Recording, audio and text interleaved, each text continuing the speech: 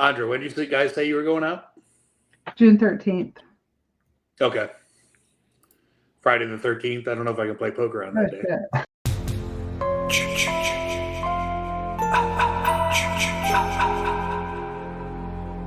Okay, guys, we're live. We got an interesting pod today. We're just gonna discuss everything Vegas, from registering all the way to the best ROI tournaments, literally the whole Vegas grind. And we're gonna wrap it up by talking about the elite poker league run by Mark and Andra. I have my guest, Michael Beattie, the OG here in Tampa. He's been a grinder for a long time. He's a CPA by trade and a long-time grinder. What's up, guys? How you doing? Good, man. How you doing, Carl? Good. Let's start with the Vegas grind. Mark and Andra, I have a couple things here pulled up on the screen. We're going to start with the simple things like if somebody's first time at Paris and Vegas, like where to register. Let me share the screen real quick. You guys can see the screen, right? This is the Champagne Ballroom. Right across from it is where you register. You have to get a card first, and you can deposit cash or keep cash on you. It depends. How do you guys do it, Andra and Mark? Do you guys leave cash at the cage or you keep the cash? It's going to be a little different this year because Kev Math, who's on X/Twitter, he recently posted a whole new thing about what they're doing because they've linked up with a new company to do it. And so it's not going to be those Bravo machines that they had before. Really? And they changed the wiring rules. So if you're going to wire money over there, it's got to be at least $100,000. That changes a lot. That's the minimum? Yeah, for wires. And they're going to have ACH, though, for free. So you don't have to use a credit card. So if you have the money in the bank account, you're not going to have to pay that 4% or whatever exorbitant rate. So it's a big change. And so he's got a link on his Twitter, X, whatever you call it now. Kev Math. KEVMATH. Not this link. It's I have another screen up here. Okay. That says Kevin Mathers. Andra, as far as the ACH, is it done through the app, the WSOP Plus? So yeah, through the WSOP Plus. So this page, the WSOP.com/registration, kind of goes through this whole new system.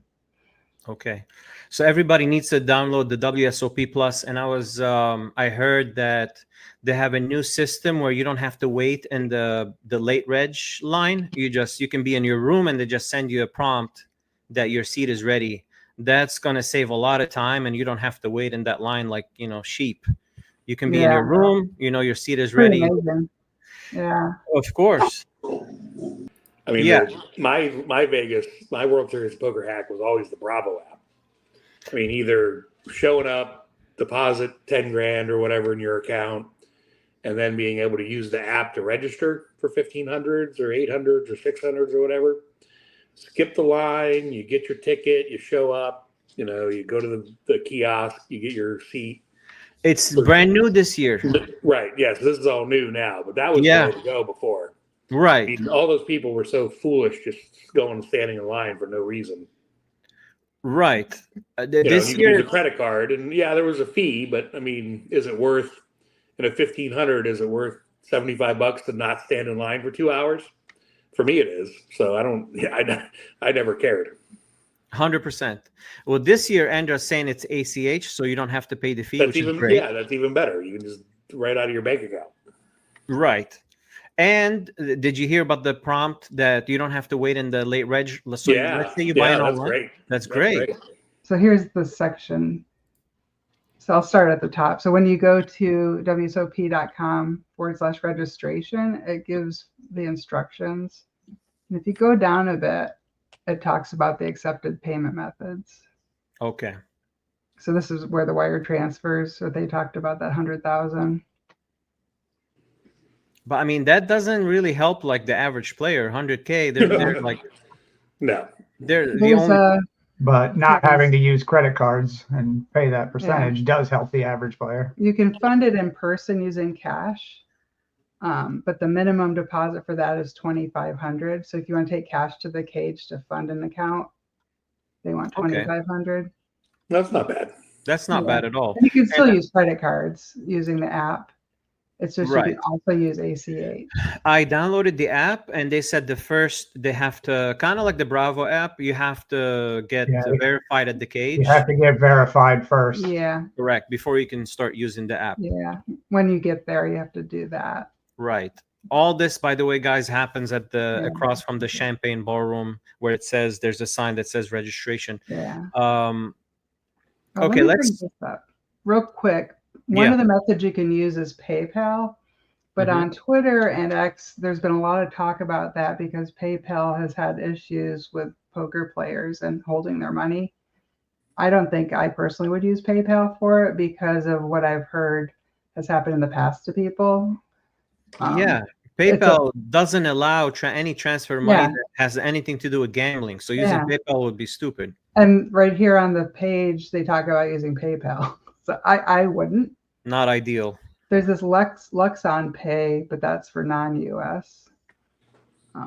So pretty much, I think, end up being a credit card or cash, because I don't know anybody in this area who's gonna wire 100,000, maybe, I don't know.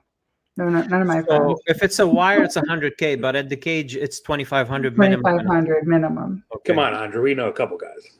Well, yeah. All right, let's talk about. Did you guys put your schedule? Michael, did you put a schedule yet? And you, Mark, Andra, did you put up a Vegas schedule tournament? Yeah, I didn't put up one yet. I actually was going to work on it Monday, Tuesday. We had Andra and I as tax CPAs and extended deadlines through May 1st. So I haven't had time to even think about anything, and I took a few days off. And we just got our lives back. Yeah, I mean, basically, it's like a sprung that was unsprung. I got to figure out how to live again. Yeah. Oh, by the way, guys, both Andra and Mark, are CPAs. So as far as tax services, you got help right here. All you have to do is contact either Michael or Andra. So as far as WSOP, what do you think are the best value for your buck as far as WSOP events? To me, anything over $1,500 is a bad idea for the rec player. Anything between what range? Anything over $1,500 is a bad idea for the average rec player. But you're saying 1,500 is okay. 1,500 is okay. Right. I agree 100%. The 2,500s and up are only full of pros. All full of pros, and except the main event. Except the main event is always different. But I agree. If you can find WSOP events that are single re-entry per day or freeze outs, helps you a lot, I believe. Why do you think it helps the recreational player a lot? Because the pro that's in the field is not going to be just firing over and over and over, and so you don't have to play him 3 times in the same day. Mm-hmm. Interesting. So my 2 favorite tournaments to play are the Monster Stack and the Millionaire Maker, both 1,500 WSOP events. But they're also very huge fields. Both will probably be 10,000 players in that range this year. But each is the Monster Stack you cannot re-enter in the same day. There are 4-day ones, I believe, and you can play each of those 4 days, but only once per day. And I believe the Millionaire Maker is a 1 re-entry per day with also four starting flights. And $1 million for first. And a guaranteed $1 million for first for the Millionaire Maker. I think the last one that had first and second were both over $1 million. You know what? My first event this year is going to be the Colossus. This is the Colossus. Let me see if you can see. Yeah, you can see it on the screen. They improved it this year, by the way. Last year, me and Michael made a deep run. We both finished like 100 something out of 20,000 players. Yeah, it's like top 200. It's sick, but it wasn't even as good of a structure. This year it's 50K starting stack. Let me share the screen. They've improved that tournament every year from the worst tournament. Day 3 I was short all day. It was a brutal grind. But it was a brutal grind.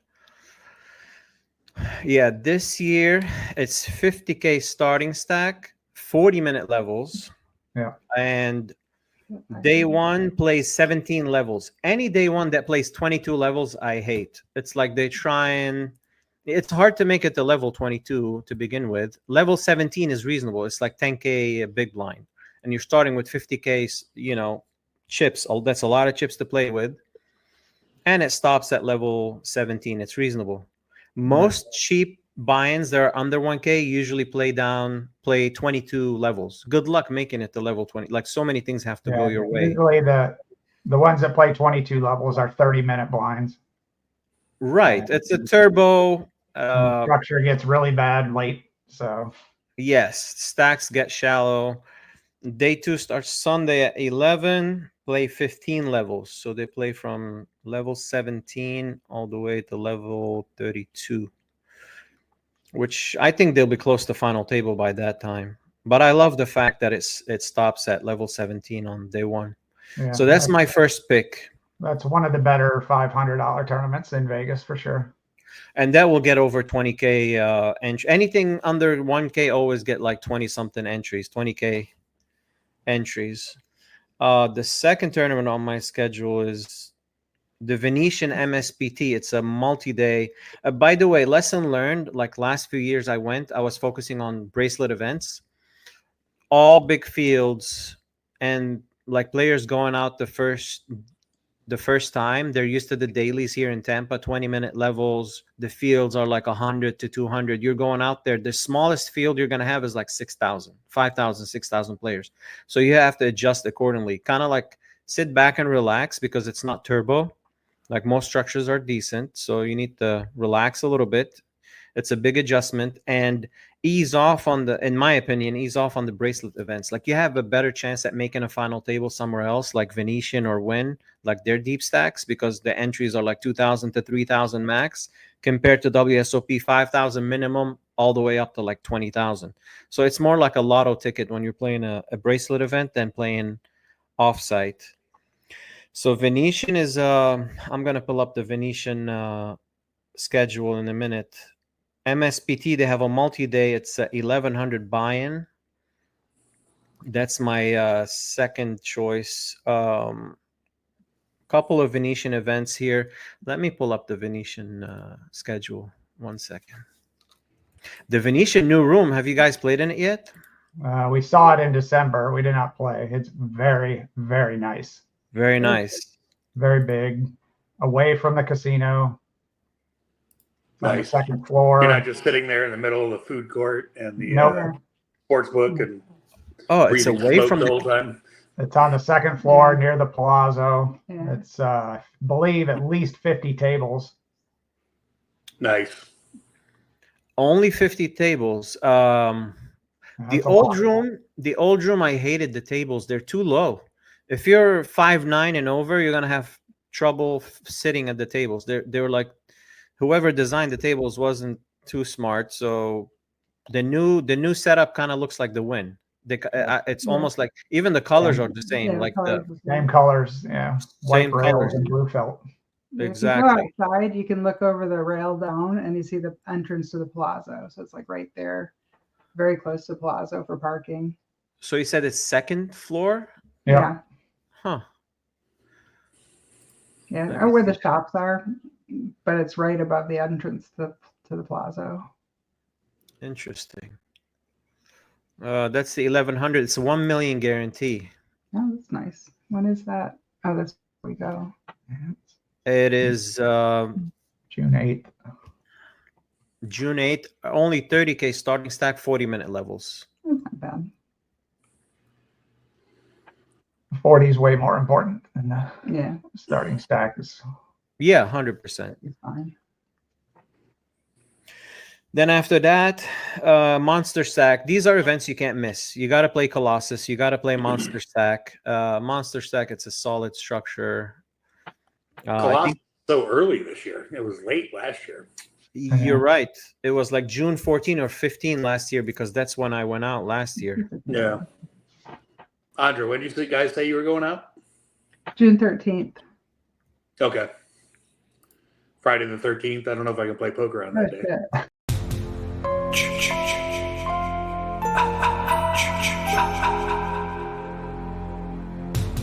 I didn't think of that. Oh, no, we'll be there. We'll be there. That's just the day we're flying, so Oh, that sorry. shouldn't be a problem. Well, that Right. probably might be a problem. Oh, so you only got one monster stack you guys can fire then.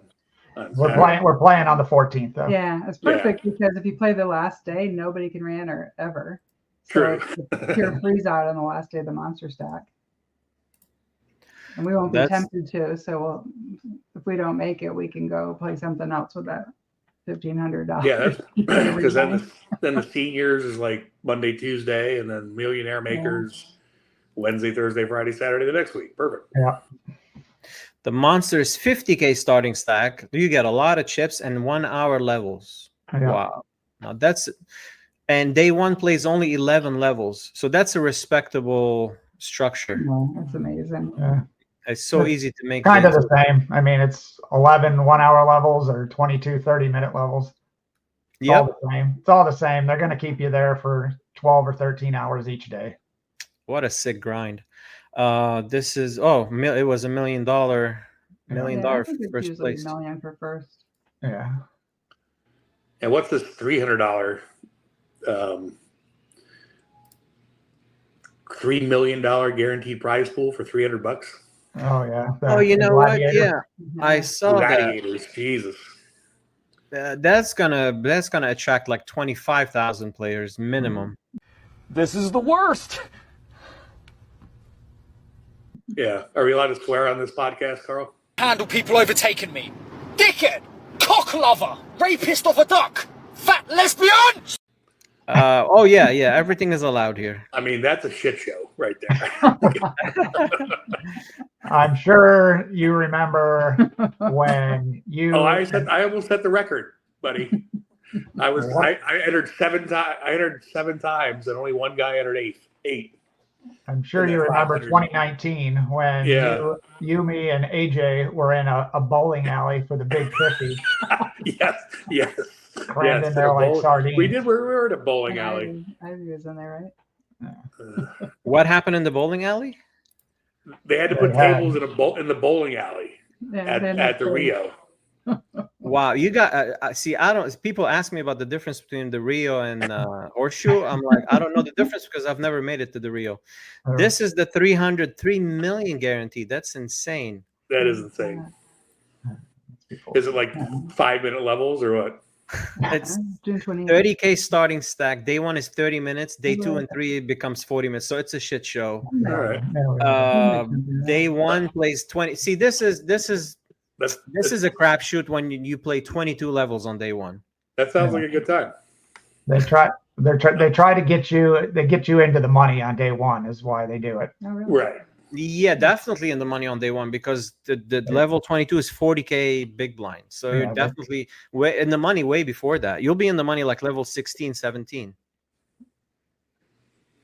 By the way, a good thing to know in a tournament, you're always going to be in the money between level 15 to 17. It depends on how many nits are in the field. But yeah, they pay 15%. Most places don't. 15%. Yeah. By the way, the min cash, remember last year they changed it to 2x min cash, except the main. Except the main, yeah. Next on the schedule is after the monster stack is Salute the Warrior. They fixed the structure too this year. It's pretty solid structure. It's a 500 buy-in and it's event 45. Let me see. Yeah, 40-minute levels with 50,000 chips. Wow, 50K starting stack, 40-minute levels. Plays down 17 levels too, day 1.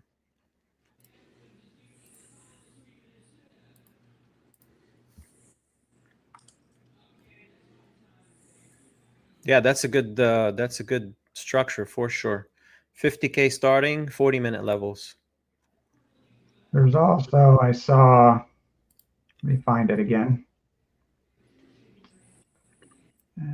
June 75-minute dinner break. This is when me and Beattie are gonna hit the Binions. Exactly. Binion Steakhouse. yeah. Some of the best food. We went Pre-order. there several times last year. Let's talk more about the schedule, and we'll talk food later. So we got Salute the Warrior. Then you have Millionaire Maker. That's an event that you can't miss. Solid structure. Not a lot of chips to start with. Go ahead, Michael. Oh, yeah, I was going to say, yeah, they don't, like Millionaire Maker, you don't get a lot of chips. Yeah, I wish they gave a little bit more chips than that. But then I What was they looking get- at this new event, this Battle of the Ages. I saw that the structure is not that great. We'll discuss it in a little bit. I looked at the structure. Yeah. I don't have it on the schedule, but that could change later. But it's players 50 and over play Flight A, players under 50 play Flight B. Right. Interesting. That's a new event this year. And then they mix both on day 2. Yes. The And it's only Millionaire, 1,000, so it's got a crappy structure. 30 minutes, 20K chips. it is a crappy structure. Yeah. The Millionaire America, you get 25K starting, but it's an hour level, so that's plenty of time to build a stack. And you play 11 levels. Again, this is like beating a dead horse. Anything that you play less than 22 levels on day 1, I'm in. Sign me up. 11 levels on day 1, so it's easy to bag. That's 2K big blind basically when you bag. And day 2 plays 10 levels. That's a solid structure right there. Did you guys cash the Millie Maker last year? No, I made day 2 and then got a quick double and then kings into aces the very next hand, I think. Oh. Thanks for coming. GG's. Double tap the table and do the walk of shame to the payout cage. Yeah. After that, MGM have a nice 1200 mystery bounty. I always play a couple events at the MGM. It's I'll look up Moneymaker going. Moneymaker is my last event. I'm Yeah. playing the main event. It's to end the series before the main event. So Tony will be there. Of course, we go see our buddies. I always like when he's there. It's pretty cool. Yeah, Tony and Al. Al is gonna do the blogging. Yeah. Actually, he's gonna take the pictures. Tony does the blogging. Yeah. I told Al they should unleash the beast and let you do everything. He's like, no, I'd rather take pictures. You know, Tony does all the hard work for me. So the mystery at MGM, and then the mini main. That's a solid event too. Not a fan. Not a fan? Why? 30-minute levels throughout. Really? I had a couple years ago, I had a decent run into the 500s, and it's just a shit show late. Welcome to the shit show. Every single day, a new flavor of fuckery. It's just Really? I didn't know it's 30 minutes all throughout. You think because it's the mini main, it should be slower structure? yeah. No, wait. Because it's only 1,000, that's why. No, They mini should main call- is yeah, you're right. 60K starting 30-minute levels. Yeah. They call the monster stack the mini main because it's not like a mini main. Yeah. You're right. The only plus side of it is it's a freeze out like the monster stack Yeah. or like the Like the main. Like the main. You're right. It's 30-minute throughout, and it plays 22 levels is a shit show. Yeah. It's like a pile of chips, so it's kind of like if you went to TGT and they give you those huge stacks. And so You're right. You get you're gonna have 100,000 all these chips. people just spewing chips, 30-minute levels. And so Shout it's out not- to TGT, by the way. I played the series in Bricked this weekend. They have their day 2, and they have a bunch of events next week. Check their website for I mean, it's detail. fun doing that like here, but when you're in Vegas spending $1,000 I don't want to play that style of tournament. Absolutely. You expect a little better structure. Yeah. If they made it 40 minutes on day 2, it would be so much better. Yeah. But Of course. Day 2 should always be, I always say it should always be 40 minutes. Pots are bigger, hands take longer, people tank longer. Some hands last like 4 or 5 minutes. So you're averaging like 6-7 hands per level. It becomes turbo, the stacks become shallow, and it's shove fest. I think why they do it is because it's just before the main. It's a huge field event, and they're trying not to make it last more than 3 days. Yeah. So Yeah, it's a slap in the face for the grinders. They need the space. They need the dealers for the main, everything else. So I remember last week of the WSOP, everybody's miserable. The dealers, they're overworked. yeah. They're working, almost 40 days, 50 days. They barely take breaks. Everybody's ready to go home. Yeah. Not a good experience the last week. First week, everybody's enthusiastic. You're getting a good experience. The dealers last year was maybe 10-15% better than the year before. The year before, they were rough. They were just like, anybody off the street, you want a deal? Let's go. Some of them didn't even know how to put a flop out. I mean, you're sitting there supervising and playing. It's not a good experience, except the bigger buy-ins, they get the good dealers. You're playing, like, if you're playing Saddies in the 2 ballrooms at Horseshoe, it's a tough experience. The dealers were really rough. Yeah. There's a mistake every deal. Like every hand, there's a mistake to watch out for. Yeah. And you can't get mad. All you can do is just try and help. Yeah, of course, because you understand. 100%. Well said. So this is how the schedule looks like. You guys have anything to add as far as events? There's something that I miss. Andra, you guys, I know you studied the schedule back So page to page. Well, the only other highlights I'd say is the tag team. Yeah. Is the always tag fun. team is a blast. It's fun. You want a tag team this Super year? fun. Beattie, you Yeah, want the a tag team? 24th. We played in it a couple times, and it's a really, really fun event. Yeah. It's $1,000, I think, so 500 each. What's the minimum requirement for the tag team? I've never played it. It was literally one player has to play a full orbit. Yeah, 1 orbit. And then, so basically, I played with AJ one year. He played the first orbit, and then went on his way to play all his big fancy $10,000 events. And you played the rest? And I played the rest. Yeah. So who keeps track of what players showing up at that level? Or when you show up to enter, they check your ticket, and they the dealer makes sure that you're there for 1 orbit, and then when the second player comes, they take your ticket for that, and then after that, it doesn't really matter. Right. And you can trade in and out whenever you want, as long as it's not in the middle of a hand. Yeah, you can tap in, tap out every hand if you want. Huh, interesting. You want a tag team this year, Michael? Yeah, if I'm still there. I'm not sure I'm going to stay that long, but I'll definitely do it. Yeah, I think it's a little bit. Yeah. Last year was super early, but this year it's when we're there. It's before the main, right? Yeah, it's the 24th. So it's like the 24th after the weekend of the Millionaire Maker. Are you playing the main this year?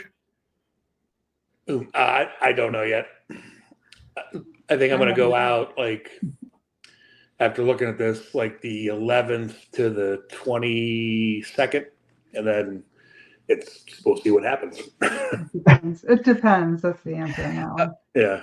Every tournament make you another play, $400 one for 18 grand, and yeah, sure, I'll hang out another couple weeks. Every tournament you play is a satellite into the main. Yeah. Exactly. Yeah, pretty much. Michael just took down a daily last year. We wanted to mention that. He was with me texting the whole way, how he was down to like 3 tables, 2 tables, and he shipped the whole tournament for $18K. Like, that's the best ROI you can have. Yeah. It was a 250. That's how you turn $250 into $18K. Yeah, it was the $400 daily. It was the worst one on top of it. It was like the second one. The night one. All the dailies. It wasn't the night one. God, that's the true shit show. All the dailies they skip levels in the dailies. So late stages, you got to build a stack early, or else you're going to be playing, sub 20 bigs. And I remember you went down to 3 tables, all the way down to your win. You never had over 20 bigs. No. You put on a master. I was grinding like 8 bigs on the bubble, like forever, and then barely made it into the money, and then got a double up, and still never had like 20 bigs the whole tournament until we got to the final table. Yeah, I remember you never had 20 bigs the whole time. You put on a master, like short stack masterclass. That's pretty impressive. I'm gonna pull up here your Hendon Mob real quick since we're talking about the grind. Yeah,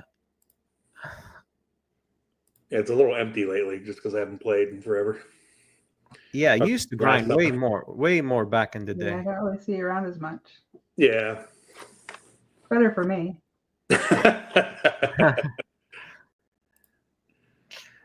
This is the OG right here, Mr. Beattie, 300K in earnings.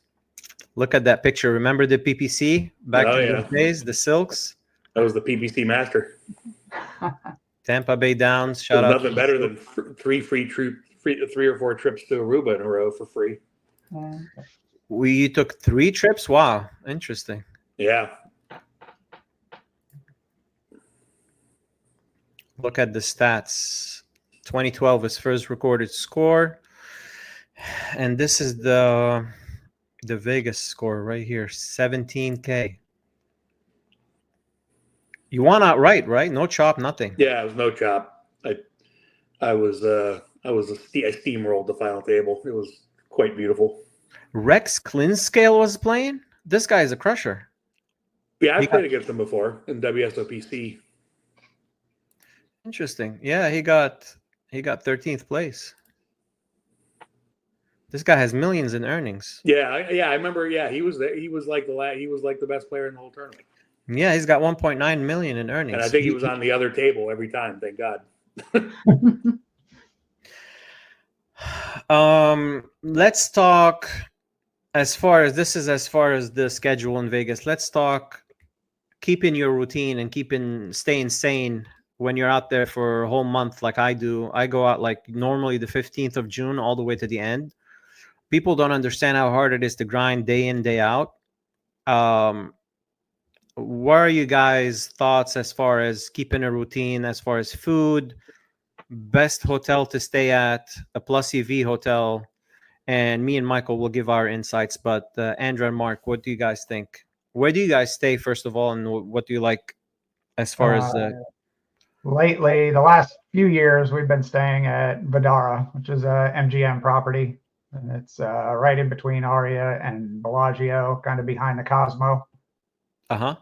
And they have microwave, fridge, stove, washer, dryer, everything you need to make your life a lot easier when you're there. So you can cook breakfast in the room. You can do all your laundry without having to go off site somewhere to do it.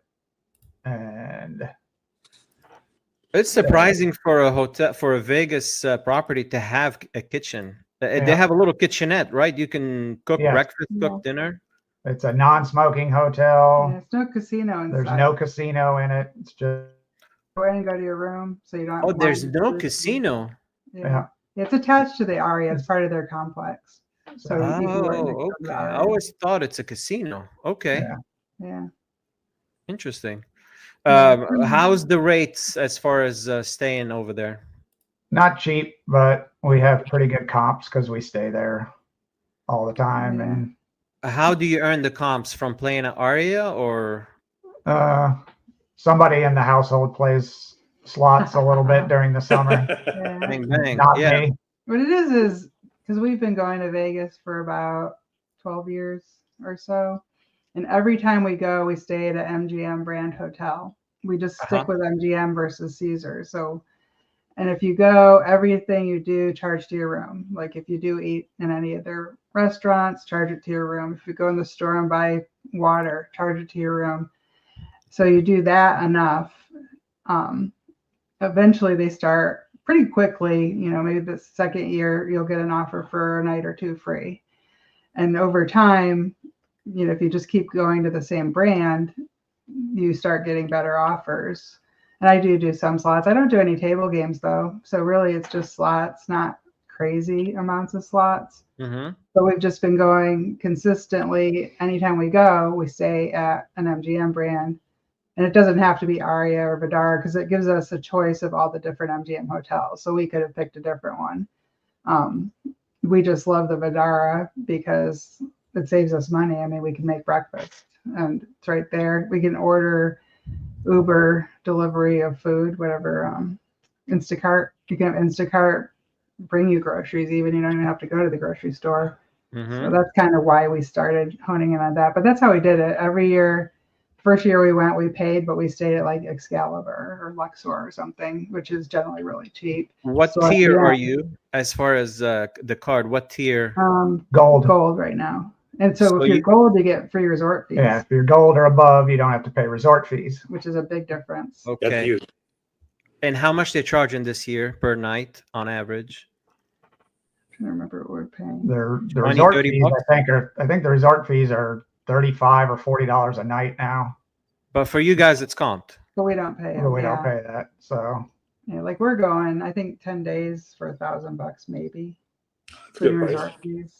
Not We're bad. moving around this time. We're going to be Vidara, and then we're going to be at Venetian for 4 nights because I got 4 nights free due to a slot machine incident a couple of years ago. Nice. And then back to the Aria after that because we just shop prices. We just figured what days to make the whole thing work, and it came out really very reasonable.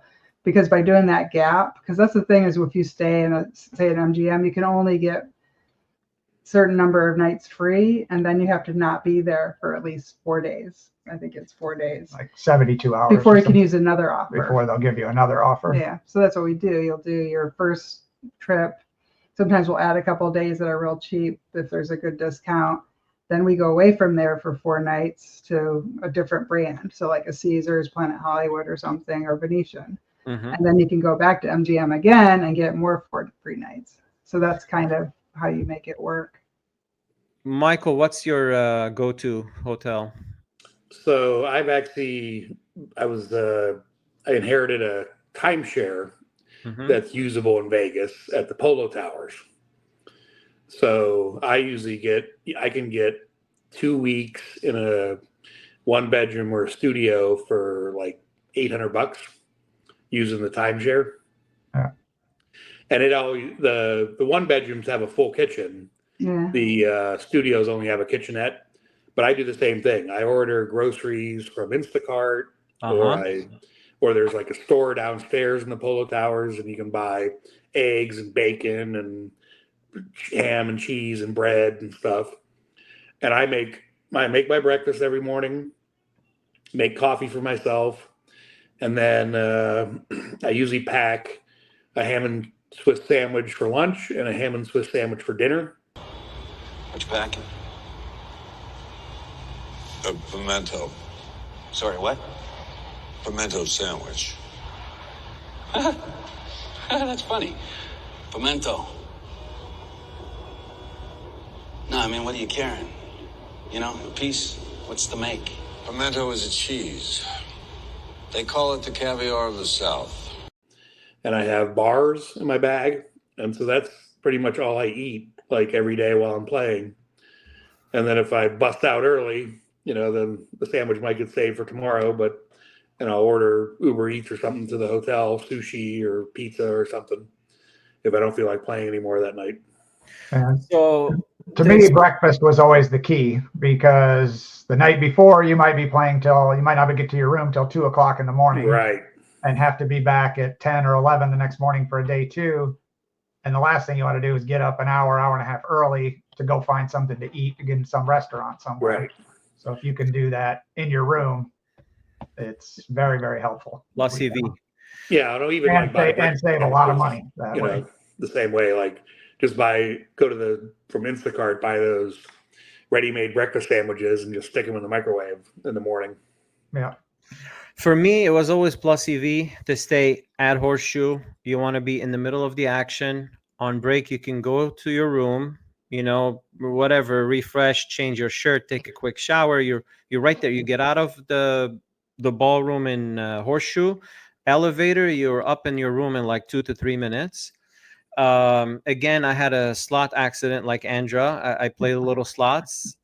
It's very important to get diamond at Ceasars. Once you get diamond, you can pass the lines. You don't have to wait in the peasant line. You have a special line that it's easy. But this year with the WSOP plus app. It's going to be much easier as far as waiting in line. You can buy in through the app. As far as food, I kept it simple for the people out there that want to keep it healthy. I don't know if Subway is completely healthy. It's carbs, but since I don't eat through lately I've been doing that. I don't eat through the grind. So let's say I'm grinding 9 hours. I'm not eating anything throughout just to stay focused. So I'm eating 1 or 2 meals a day. Subway is my go-to. It's downstairs at the Horseshoe. They know me by name. They know what I order. It was Subway 30 days or 40 days straight. Simple. There's always 2 in the room on standby, and I always have IQ bars in my it's low carbs, doesn't spike your insulin that bad, so you don't get lethargic after you eat one if you need it. I always keep one in my pocket on breaks. And staying at Horseshoe, you don't want to. One year I stayed off the strip. Me and a buddy stayed at it was kind of like a condo. They turned it into a hotel. We had our own kitchen. We can cook breakfast, dinner. We can cook all the meals. It was like staying at home, but your sacrifice, it's away from the strip, so less noisy. Some people, I hate the casino atmosphere, the noise, the music, the people go. It's too much. I recharge when I'm alone in my room, by the way. I can't stay with anybody else. Michael stayed with me a couple days. He knows I gotta be by myself, especially busting out of a tournament 20 minutes. I'm like losing my mind a little bit, so I need to refocus. When I stayed off the strip, yes, you have the pros of cooking your own meals. The cons is the Ubers, waiting for Uber, getting Uber. It was like 1,000 to 1,500 just in Ubers for 40 days. So you save that. But you have the comfort of a nice bed. You have your kitchen to cook in, away from the noise. So it's all up to the individual. If you're comfortable with the casino atmosphere and you want to be in Horseshoe, that's fine. If you want to stay away a little bit to recharge, staying out like the Polo Towers, it's a walking distance from Polo Towers to the Horseshoe, right? It's like a mile and a half. Yeah, it's like a little over a mile, and I love to walk both ways. It's not too far. See, in Vegas, shout out to Mario. How about Vidara? Is Vidara the walking distance? Oh yeah, it's right across the street. Yeah, really. There's a bridge to the Cosmos. You just walk through the Cosmo out and across the street, and you're right in front of the Paris. Is it next to the Link? No, it's close to Polo Towers, right across the street from like Planet Hollywood. Okay. Yes, that's the best, from my opinion. The area of the strip to stay is that whole area: Polo Towers, Aria, Cosmo, or if you go to Caesars Band, Planet Hollywood, Paris, Horseshoe. I think all of those are walking distance. Horseshoe, if you can somehow get to Diamond, and they'll give you a good rate through the app. I think the whole 28 days, it was 600 and change. It was like 640 plus tax. Yeah, it was affordable. So this is as far as hotel stay. Choose between 2 evils. Either you want to stay on the strip in a hotel with the loudness of the casinos, or you want to stay off the strip, but you have to pay Ubers and the whole Uber situation. We did. We stayed at Airbnb once several years ago because we decided we had some family that were going to come to, and we decided, let's do that. And it was near the University of Nevada. And the pictures, they always look so good. And when you go, it's just a shit show. She said, see, like this futon with like straw maybe was the mattress and all this stuff. Yeah. I was nervous at night in that area. I just didn't feel comfortable staying there. So we left. My son had come out. I think he was maybe 22, 23. So we left him there with Mark Weiser. And we stayed back on the strip again. Shout out to Mark Weiser. I want to get him on the pod one day. Still working on it. Airbnb is hit or miss. If you have I had a bad experience once. The bed was too small. The mattress was off. I just never stayed at Airbnb again. Of course, you can save money, but you're going to have some good, some bad. Yeah, it was actually, yeah. So we stayed 1 year at the MGM Signature Towers, which are behind the MGM Hotel, and they're condos. Some are privately owned, some are rented by or leased by MGM, and some are Airbnbs. And we Airbnb'd one there year, and it was like a 1-bedroom, studio, but it has a full kitchen Yeah, also. that was nice. And it was nice. You walked from the hotel, and there's a tram that runs on that side of the strip, right, and dumps you off in the back of the horseshoe in Paris. Yeah, so definitely an option. It was an option too. By the way, little trick. I don't know. The veterans are going to know this, but the newcomers, if you ever want to go from Horseshoe to MGM, there's what is it? The tram, the train. That's what I was talking about. The monorail or something. The monorail, exactly. You just go in downstairs at Horseshoe, the first floor. You walk all the way to the end, past the subway and past the shops. This is where the monorail takes off, and it takes off, I think, every like 10 minutes from Horseshoe. It takes you to MGM. It takes you to a couple other. Everywhere from MGM to Venetian. Yeah, I think. Correct. Yes. Yeah, it's like the Simpsons. It's the monorail. You can buy weekly passes for it. It's not. I think the trip is like $5 two ways. It takes you there to and from. Yeah. Okay, so we talked about hotel stay. We talked about the schedule. Let's wrap this up. We're going to talk about the league since we have Andra and Mark here. Yeah. For the people that I don't... add one more thing on the schedule. There's a ladies' week that starts June 20th.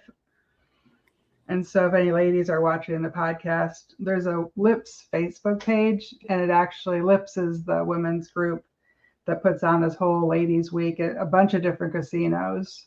And Aria is having this huge part of their series. They're doing a mystery bounty, $100K for ladies. $800 mystery bounty with $100K guarantee. Yeah, for ladies, which is unheard of. So this is at Aria? Yeah. Yeah. But the ladies' week is a bunch of different hotels. The Wynn does something, the Aria does something, MGM does something. And it's the 20th for a week of just all these events. So, because some ladies just like those. And so there's a lot of good opportunities that week, specifically the 20th. Interesting. Good to know. I didn't know this. It's a tough week on the 20th because it coincides with so many good events. Yeah, so some I don't do some of the World Series, and I'll do a couple of the ladies because I've done all right in those as a lady. Is there like a feature table, or are they doing anything special at Aria? I don't know if maybe Venetian, because Venetian's going to do one, and maybe the Venetian might stream theirs.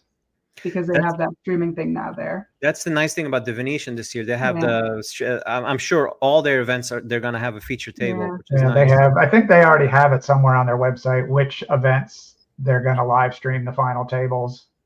And Aria has during their summer series they have a MGM bet 3,500 that final table gets streamed in the Poker Go studio too. Here in Tampa, we still live in the Stone Age. We still don't have a live stream, but it will happen maybe in the next 20 years with AI and all the technology. We'll have it one day. We'll have robots dealing then.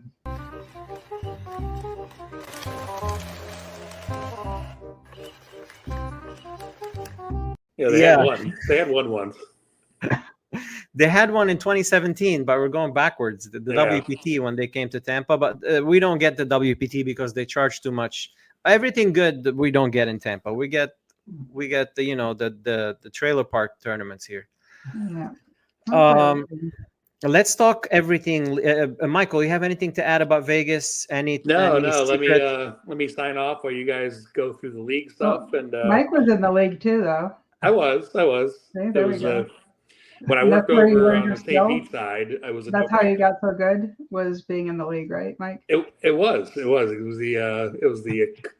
camaraderie, the skill sets, the negotiating, and from the league. So many leagues I've been in. That was the best. Oh, you played the Silks one too. I was in the Silks one, and I was in the Derby one for sure, and yeah, I wish I could play. It just doesn't work out with my work or office location kind of thing. Yeah, location's hard. Yeah. By the way, I'm a Beattie customer this year. I always say your name wrong. Danny Lobato always corrects me. He's like, if you ever talk, it's Beattie, like it's Warren Beattie, not Beattie. That Beattie. old guy. Warren Beattie. Exactly. Twin brother. That's all right. I answered anything. So, all right, y'all have a good night, and right. Michael, thank you so much for coming on. Yeah. See y'all on the felt. See you in Vegas. You. Yeah, I'll see you in Vegas. Bye, Bye. Michael.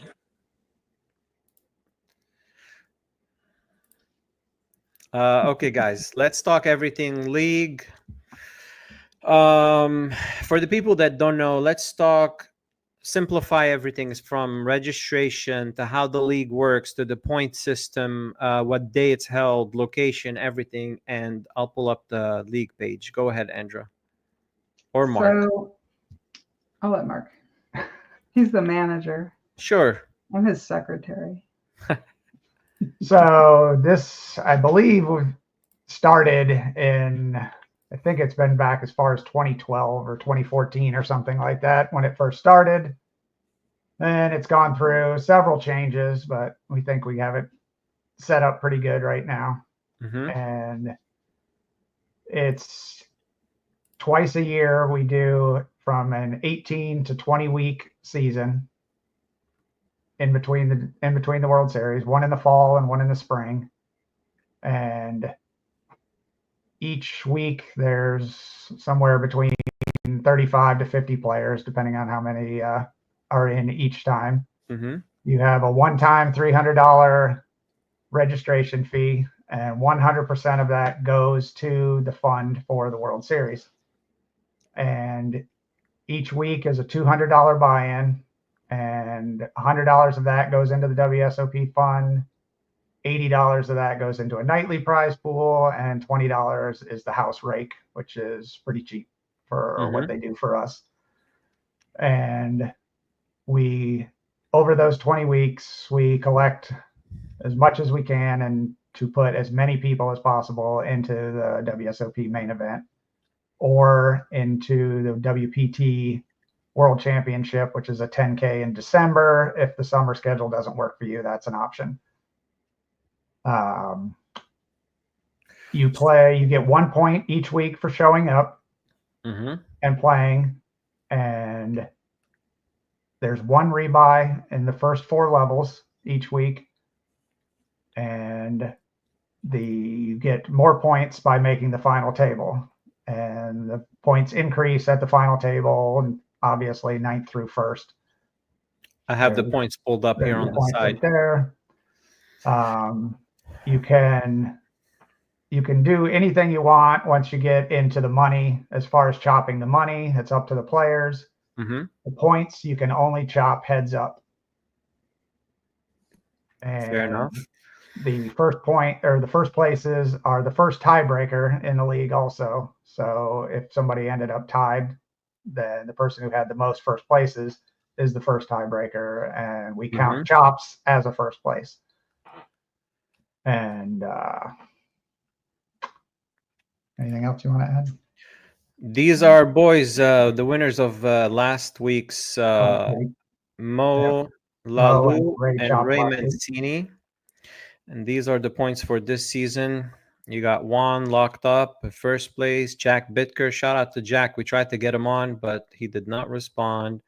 I'm third. Mo and Ray tied for 4th. We got the legend Tritzies, the founder, the OG. He founded the league. The Godfather. The Godfather. Dave Bennett too, actually. He and Dave Bennett were the founders of it. Oh, really? Dave Bennett was the founder. I didn't know that. I think it was actually Dave originally. So this year we have 6, or this session we have 6 people that are going to play for 10K. So as you can see by the points, there's 1 week to go this week. It's very close. By the way, to explain the pros, really, I don't think there's cons to this league for so many reasons. First, you're guaranteeing a seat in the main event, which a lot of people dream of playing the main event for only $200 a week, which is nothing. It's like playing dailies, but you win a seat, you're going to the main event.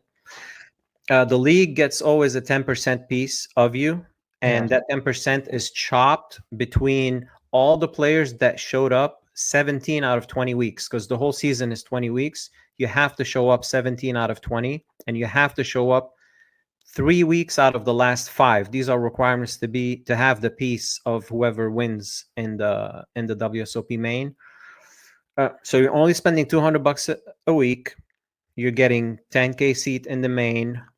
There's a lot of camaraderie and rivalry. So you can win money each week.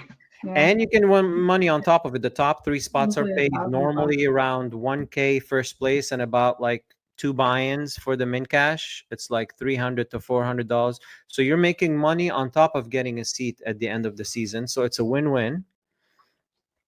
And you're honing your skills because you're playing really because everybody in the league knows what they're doing. There are no weak spots. Like, look at Andra this year. Andra and Mark, they improved their game so much just by playing the league. You're seeing what players are doing. The game, of course, evolves all the time, but you're playing against it's a tough competition for sure. It's not easy. And when you go to Vegas, once you've been in the league, you've gone to Vegas you got like 15 of your best friends with you because you meet so many people in the league. You become pretty close because you see them every week. And when you're out there, we all, we'll hang out, we'll support each other, we'll rally each other. So it's pretty cool that way too. Let's tell the audience what the new season, what date it starts. Do you guys have a set date yet or not yet? We're pretty sure it's going to be July 31st, which is the very last day of July, which is it's a Thursday. It's always a Thursday. Always a Thursday night at 6:30 at Derby Lane.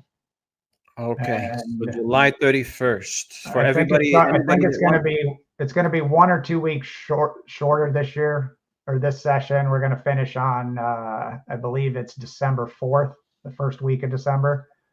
And it should be, I think that's 18 weeks. And we usually take Thanksgiving week off. Okay, so 18 weeks, the new season, and that will qualify you for a seat in the WPT 10K buy-in in December. Yeah. That's an option. You don't have to. You can still use it in the summer, but okay. And also, you can have if people are worried about the requirement of playing so many weeks in a row, you can have a substitute 6 times during those 18 or 20 weeks, however long that season is. And people also do partners in it. You can have a partner and you can split it up anyway. Each partner is just required to play 5 weeks. Okay, so you can either have people subbing for you, or you can have a partner if you have a schedule that doesn't allow you to play every Thursday. Right. Yeah, that's really helped expand because some people just couldn't commit to it, and that makes it works for a lot of people now. Interesting. And if you win this season, it's gonna be a battle between Aaron and Juan and Carl. Is our trophy for the first. This is the trophy if you win the league. Let me see. There we go. That's check this a out. Trophy. It will look good on my desk. I think I'm going to go for it this week. Originally, Juan and Aaron weren't going to play the last week because they really don't have to. But I think they are now once they saw this. Wow. This is the incentive for... They're at risk at this point because you and Jack could pull up there, I think. But yeah. Just saying. Well, guys, thank you so much for coming on. I think we covered everything as far as Vegas and the league. I'm sure this is really informative for somebody that's going out there for the first year. And you can always join the league if you're not making it this summer and you want to go play the main event next summer. The league is your chance to play the main event at cheap. Thank you so much, Mark and Andra, for coming on. Thank you, guys. Thank you. Thank you.